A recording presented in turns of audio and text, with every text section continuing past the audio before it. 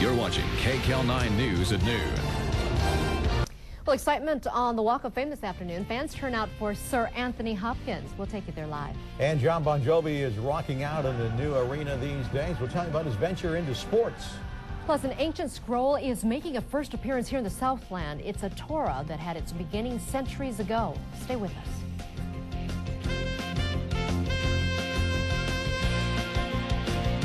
A centuries-old Torah is making its first visit ever to America, and it's right here in Los Angeles.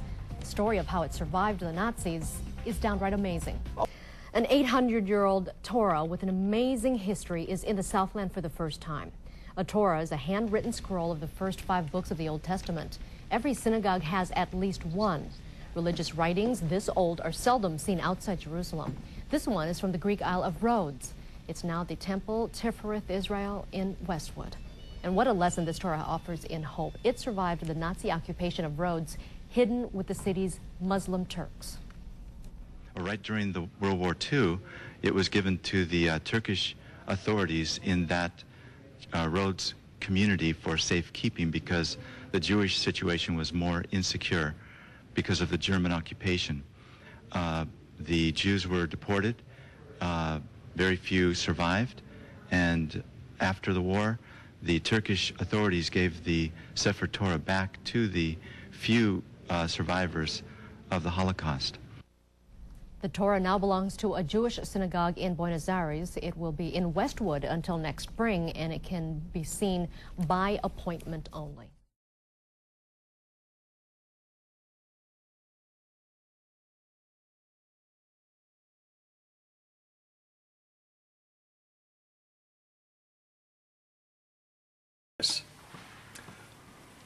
We had a very nice visit, and then is when he told me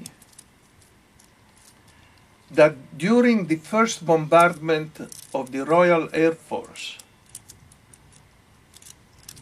he became extremely concerned about the preservation of the Torah, of the synagogue.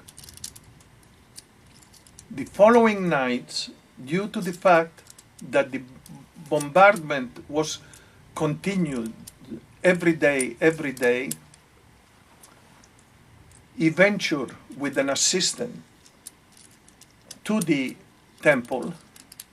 He did not tell me who he called and who opened the temple. This he did not tell me.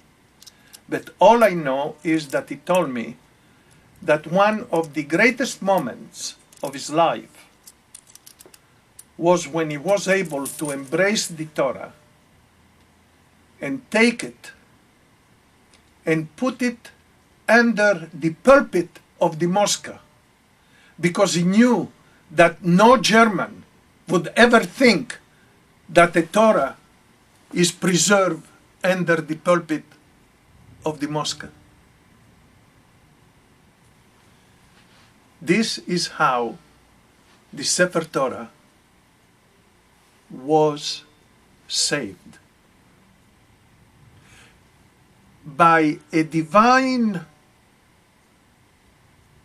miracle, the same day at night when I went to get the Torah, during the day, a bomb fell about 100 feet from the temple. There was a corner with a garden right there. He said, after the war, it was very important for me to take the Sefer Torah back, because during all that time, I felt a great personal responsibility for the safeguarding of this treasure.